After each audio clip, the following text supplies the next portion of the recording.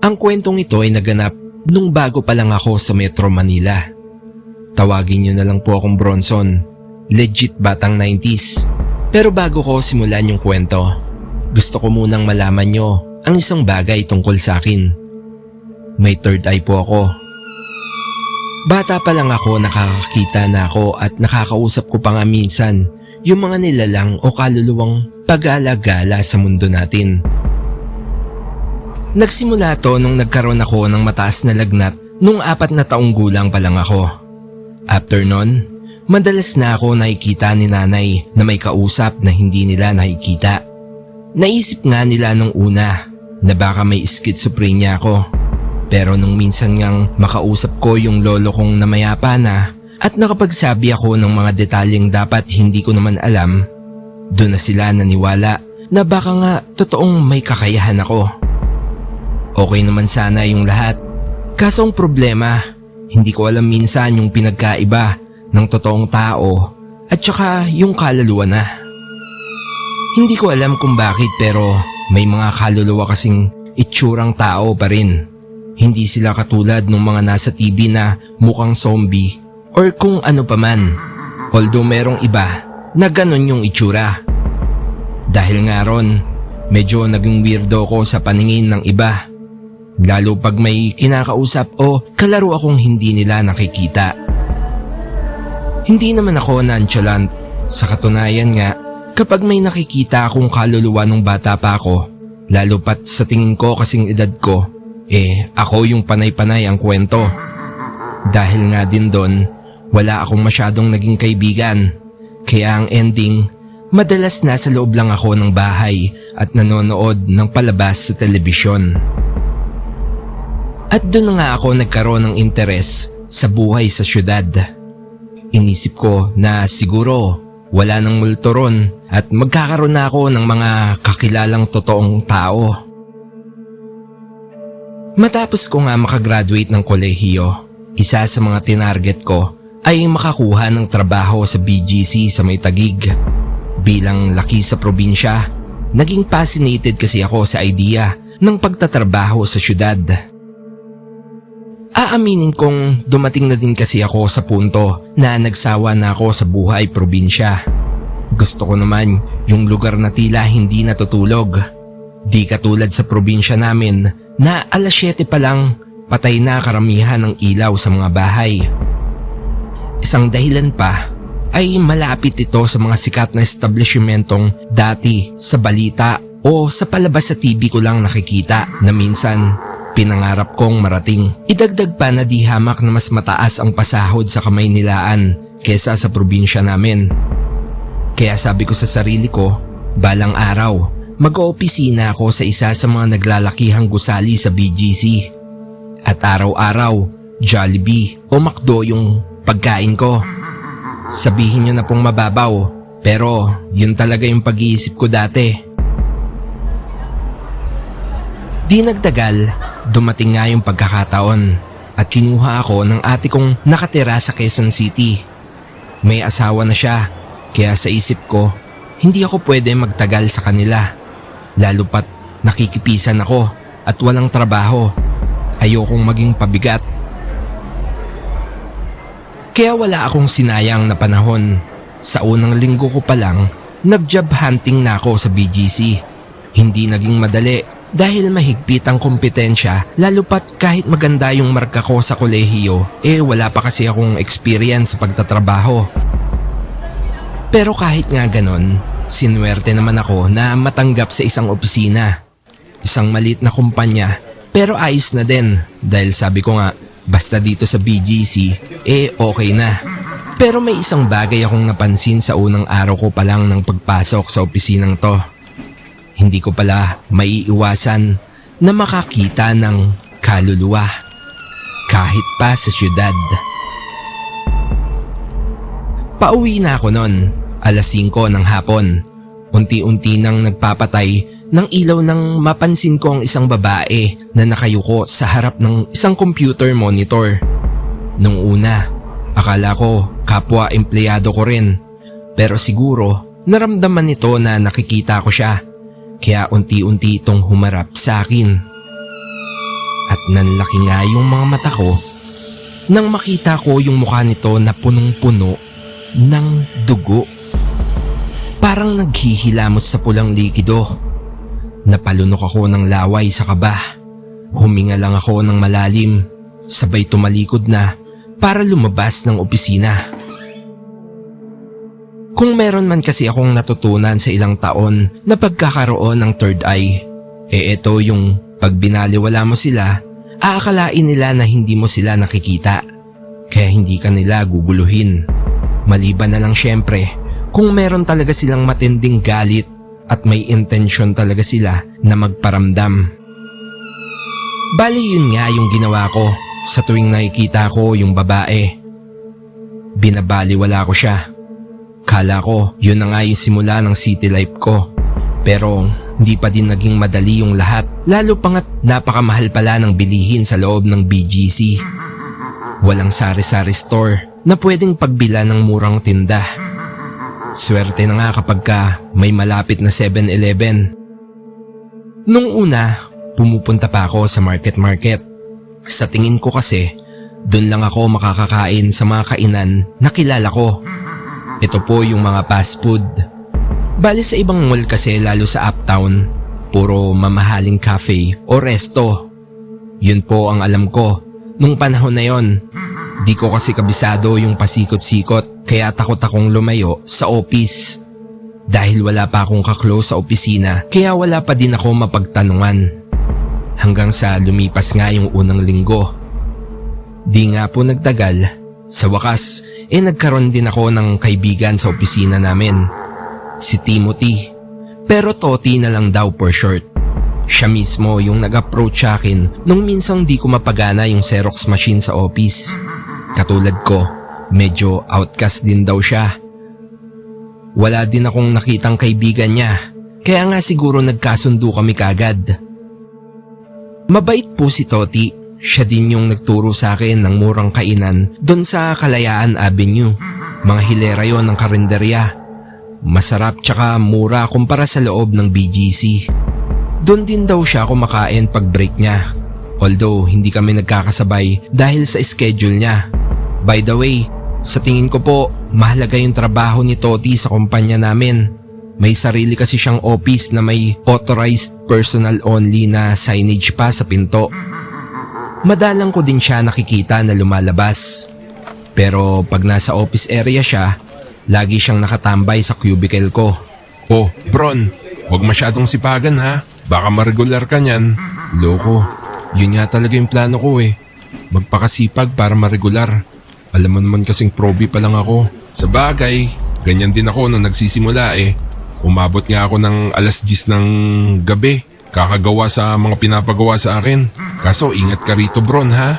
Pagka gabi, usap-usapan. May nagmumulturo rito. Wika ni Toti habang sumisenyas pa na parang nananakot.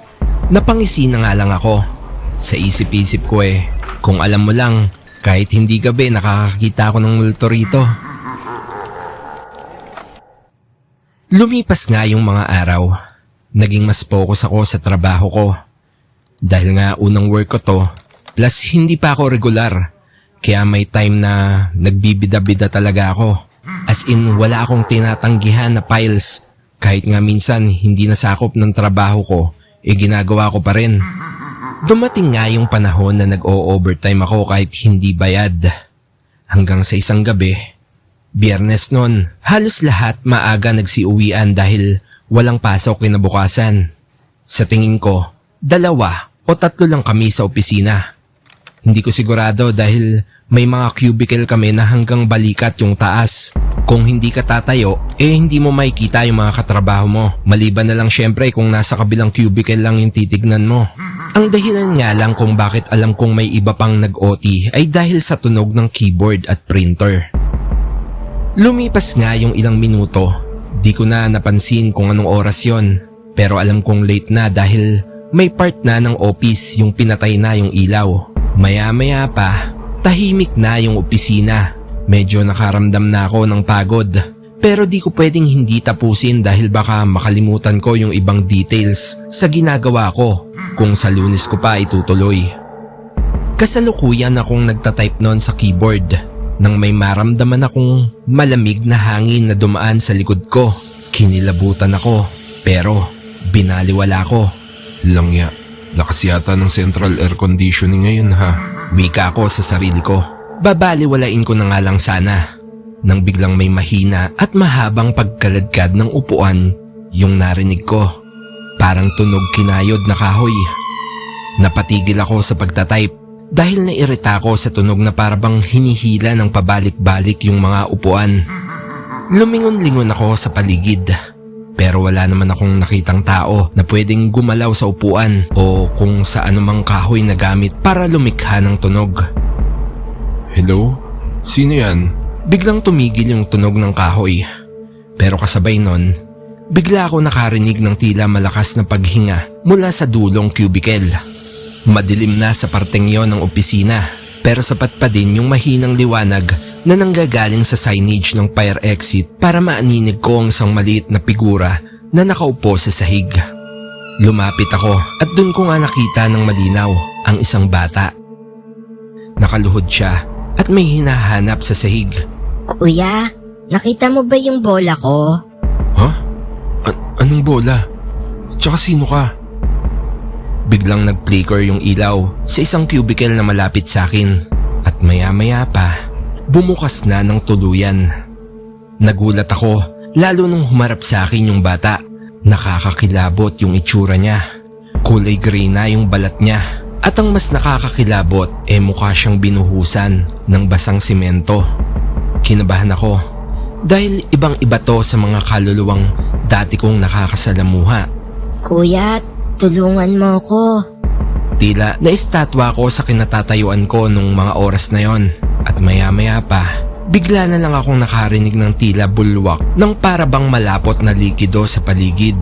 At nang lingunin ko nga, nakita kong may rumaragasang simento na palapit sa kinalalagyan ko.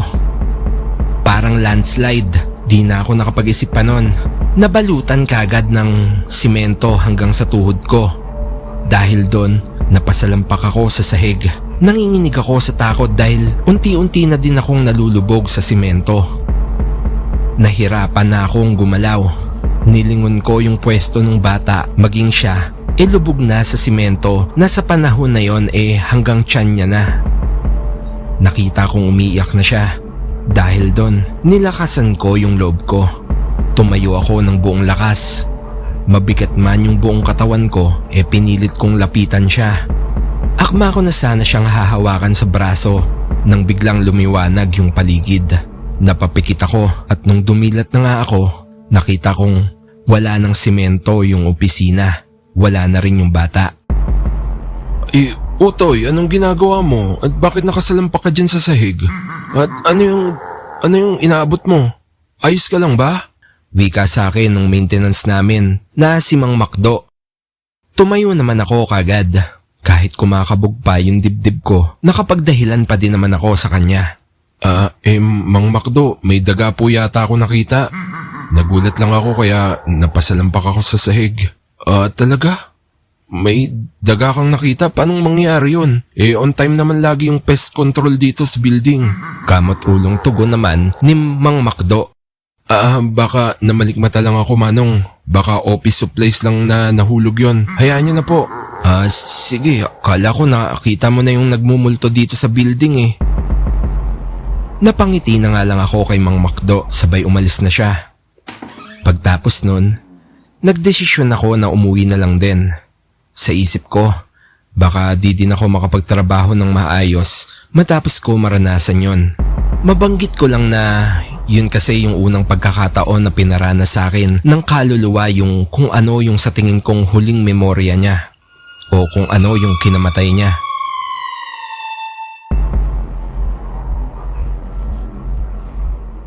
Kinabukasan nga minabuti kong mag-relax muna. Namasyal ako mag-isa sa McKinley. Sa tabi po yun ng BGC. Naggala ako sa Venice Mall.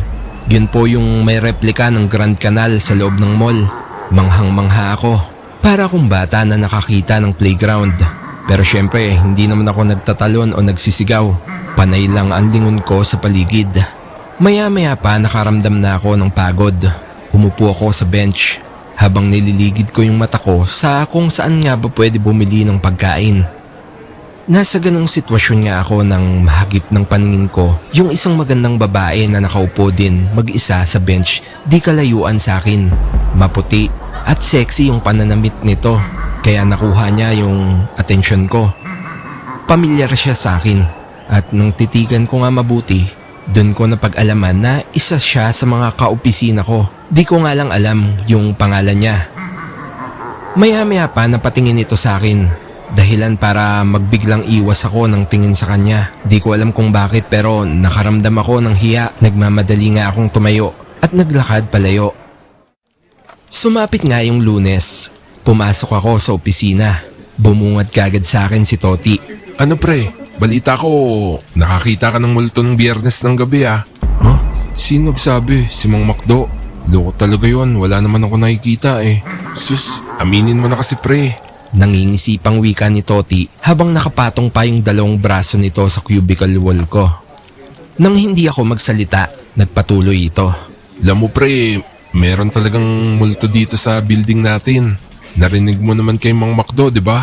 Sabihin mo na sa akin, sino bang nakita mo? Yung batang natabunan ng simento o yung babaeng umiiyak sa cubicle? Pangungulit pa nito. Pero dahil nga ayoko namang malaman ni Toti yung tungkol sa kakayahan ko, dahil baka maging dahilan pa yon para mawirdohan siya sa akin, binaliwala ko na lang siya at hindi na ako sumagot. Kamot ulo na nga lang ako, sabay upo sa desk ko. Mula dun nga, nakita kong nakatingin sa akin yung katrabaho kong babae na nakita ko sa Venice Mall. Nakakunot yung kilay nito habang nakatingin sa akin. Napalunok ako ng laway, sabay medyo kinabahan. Sa isip ko, ba't kaya siya nakatingin sa akin? May nagawa ba akong mali? Hindi kaya dahil nahuli niya akong nakatingin sa kanya sa mall? Baka inisip niya na manyak ako. Iba-iba yung pumasok sa isip kong dahilan ng mga oras na yon. Napaisip nga din ako na hindi kaya multo siya at ako lang yung nakakakita sa kanya, kaya titig na titig din siya sa akin. Nakaramdam na ako ng kabanon. Buti na nga lang, nagsalita si Toti. Uy, titig na titig sa'yo si Liza ha. Napupugian niya ata sa'yo pre. Kantsaw nito. Uy, huwag kang maingay, baka marinig ka. Nagmamadali kong wika kay Toti. Sabay tinaas ko pa yung kamay ko papalapit sa bibig niya para takpan. Sus, biro lang naman. Pero malay mo naman, ikaw makapagpaamo dyan sa Dragona ng office. O siya, balik na ako sa pwesto ko, Bron. Tugon ni Toti, sabay naglakad na pabalik sa quarters niya. Lumipas nga yung ilang araw. Napansin kong madalas nakatingin sa akin yung katrabaho ko na pinangalanan ni Toti na Liza. Pinilit ko na lang na wag siya pansinin. Natakot din kasi ako sa kanya dahil sa likod ng ganda niya, apakasungit niya pala. Rinig ko minsan kung paano niya pagalitan yung ilan sa mga hawak niyang tao. Laking pasalamat ko na lang din dahil hindi siya yung superior ko. Sa mga nagdaang araw, na-realize ko na trabaho lang yung nadagdag sa akin pero yung mga kaibigan, wala pa rin. Minsan nga nahuhuli ko pa na tila pinagtatawanan ako ng ibang katrabaho ko. Medyo nakaramdam na ako ng lungkot. Pero buti na nga lang kahit paano, andyan si Toti na laging dumadaan sa cubicle ko para magkwento o mangasar. Kahit paano nagkakaroon ako ng dahilan para tumawa. Nagkaroon ako ng dahilan para magpatuloy. Isang gabi nga, inabot na naman ako ng alas 8 sa opisina. This time, no choice ako dahil may hinahabol akong deadline. Idagdag pa yung mga pinakisuyo sa akin ng mga katrabaho kong kilala lang ako kapag may pinapasuyo. Napasandal ako sa upuan, sabay na patingala sa kisame ng opisina. Di ko in-expect na sa sandaling panahon na nakalipas sa pagtatrabaho ko sa opisinang to, makakaramdam kaagad ako ng tinatawag nilang burnout. Napaisip ako sa pangarap kong city life. Tama nga sila nanay, hindi ganun kadali yung buhay sa syudad. Mahal yung bilihin, sobrang traffic, sobrang ingay, maalikabok at pangit ang quality ng hangin. At higit sa lahat, parang laging may competition sa lahat ng bagay. Lahat gusto yumaman, lahat gusto umangat. Nasa ganong sitwasyon ako nang napapikit na lang ako at bigla na nga lang may narinig akong nagsalita. Kayang-kaya mo yan. Pahinga lang ng konti tapos laban na uli. Napaigtad ako sa pagkakaupo. Luminga-linga ako sa pinanggalingan ng boses. At pagtingin ko nga sa kabilang cubicle, Nakita kong andon si Liza. Nakaupo sa table niya habang nakaharap sa screen ng computer habang patuloy na nagtatype. Pinakiramdaman ko pa kung ako ba yung kausap niya o kung siya ba talaga yung nagsalita. Huwag ka na lumingon-lingon. Ikaw yung kausap ko. Tayong dalawa lang kaya dito sa office. Muli niyang wika habang nakaharap pa din sa screen at nagtatype. Oo ma'am, medyo napagod lang ako kaya napapikit. Tugon ko naman. Huminto naman ito sa pagtatype sabay lumingon sa akin. Tip ko lang ha, huwag mo masyadong ibuhos yung buhay mo dito sa office natin. Gawin mo yung best mo pero huwag ka pumayag na abusuhin ka. Karamihan pa naman sa katrabaho natin oportunista. Gagamitin ka lang nila. Prangka niyang wika. Pangarap ko kasi ito ma'am eh. Alam kong swerte na kasi ako, nakakuha ko ng trabaho dito sa unang subo ko pa lang. Kaya gagawin ko lahat para magpatuloy. Kaya nga kahit medyo tinetake advantage ako ng iba, tinutuloy ko pa rin eh. Sagot ko naman. Napansin kong napahinga ng malalim si Liza sa sinabi ko. Sumandal ito sa upuan. Sabay nagsalita. Alam mo, merong nag-oopisina dati dito. Si Lorraine. Kabatch ko siya. Probinsyana si Lorraine, kaya minsan pinagtitripan siya ng mga kawork namin, lalo sa pagsasalita niya. Katulad mo, masipag din siya, pero inabuso yung kasipagan niya ng iba. Halos dito na nga siya tumira sa opisina sa dami ng pinapagawa sa kanya. Minsan nga, isang gabi, matapos yung sunod-sunod na overtime, nakita na lang siya ng gwardya na nakayuko sa monitor. Nakasandal yung ulo nito sa screen. Akala nga niya, nakatulog lang dahil mag-aalas 10 na yun ng gabi. Pero nung subukan niyang kalabitin yung balikat para gisingin, nagulat na lang siya nang tumumba ito sa sahig ng cubicle. Kulay pula na yung buong mata nito na para bang may pumutok na dugo sa loob. Bukod doon, tila lumuluha na ito ng dugo. Nakabuka rin yung bibig nito at ang pinakamasaklap nga, wala na siyang buhay. Nagkaroon ng investigasyon tungkol doon pero syempre, dahil empleyado lang din ako, hindi ko na alam yung nangyari. Tapos, ilang buwan lang yung lumipas, nagkaroon na naman ng aksidente sa electrical room na naging dahilan ng pagkamatay uli ng isang tao. Ang ibig ko lang sabihin sa mga pinagsasabi ko huwag mo ibigay dito lahat-lahat ng meron ka. Gawin mo lang stepping stone tong company na to para sa susunod na work mo. Nagulat ako sa sinabi ni Liza. Wow, grabe ma'am. Buti ka pa, ang strong ng personality nyo. Tsaka sa age nyo sobrang dami nyo nang alam. Ilang taon na po ba kayo? 22 pa lang. Sagot nito habang nakangiti. Bumalik ito sa pagtatype sa computer. Uy, ang bata nyo pa rin pala ma'am ha. Ako po, 19 pa lang. By the way, ako nga pala si Bronson. Kayo si Liza, di ba? Wika ako. Napatigil ito sa pagtatype. Sabay tingin sa akin na parang nagtataka. Teka, paano mo nalaman yung first name ko? Ha? Hindi ba Liza yung tawag sa'yo rito? Hindi, Jean tawag sa akin dito. Eliza Jean kasi yung buong first name ko. Ang nag-iisang tumatawag sa akin dito ng Liza, matagal nang wala. Ha? Paanong wala? Sabi ni Toti, Liza daw yung name mo Wika ko. Nanlaki yung mata ni Liza sa sinabi ko. Nakikita mo si Toti? Nanginginig niyang wika. Di ba nga nung nakaraan nasa cubicle ko siya? Lagi ako dinadayo rito Gusto ko nga sana ako naman yung manggulo sa pwesto niya kaso napatigil ako sa pagsasalita nang lumingon ako sa kwartong pinapasukan ni Toti. Nabasa ko yung nakasulat sa ilalim ng signage, electrical room. Dahan-dahan akong tumingin kay Liza. Tila alam niya yung nasa isip ko. Bronson, si Toti yung sinasabi ko sa yung namatay sa electrical room. Nauna siya sa akin pumasok rito. Maintenance siya. Isa siya sa mga nangungulit sa akin dati at pumoporma pero di ko talaga pinapatulan. Pero nalungkot pa din naman ako nung na-aksidente siya at namatay. Kahit paano, namiss ko yung pangungulit niya sa akin at pagtawag sa pangalan ko tuwing nakikita niya ako. Pwede sana kaming maging magkaibigan kung tumagal-tagal pa kaso, ayun nga.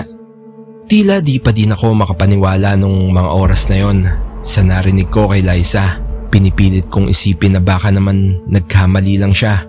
Pero sa maikling panahon na nakikita ko siya sa opisina, alam kong hindi siya yung tipo na mangpaprank. Nakaramdam ako ng lungkot at napayuko ako. Tumayo si Liza mula sa upuan niya. Kaya ba lagi kitang nakikitang may kausap? Si Toti ba yung kausap mo? Wika niya. Tumungo naman ako ng dahan-dahan sabay yumuko. Siya lang yung kaibigan ko rito sa opisina. Siya lang yung hindi weirdong probinsyano yung tingin sa akin. Sayang, Kala ko sa wakas may kaibigan na akong totoo. Sus, problema ba yon? E di ako na lang. Wika ni Liza. Pagtapos ng gabing yon, kahit paano gumaang na yung pakiramdam ko. Nagkaroon na din ako sa wakas ng kasabay sa lunch. Sinasamahan ako ni Liza minsan sa kainan doon sa may Kalayaan Ave. Hindi na din ako pinagtitripan ng mga katrabaho ko. Takot kasi sila kay Liza. Simula nga nung nalaman ko na kaluluwa na lang si Toti, hindi na uli siya nagpakita sa akin. Hindi ko alam kung bakit. Wala namang sanang problema sa akin. Hindi naman kasi ako natatakot sa kanya kung sakali. Inisip ko na lang na baka side mission niya yung magkaroon muna ng kaibigan si Liza bago siya umalis o kaya tumawid sa kabilang buhay. Pero kung ano pa man, hindi po ito yung katapusan ng kwento ko. Sana po sa mga susunod ko pang kwento, mapakinggan nyo uli. Hanggang dito na lang po muna yung kwento ko, Batang 90s Horror Radio. Isend ko na lang sa susunod yung karugtong ha. Busy kasi ako ngayon. Maraming salamat mga kababata.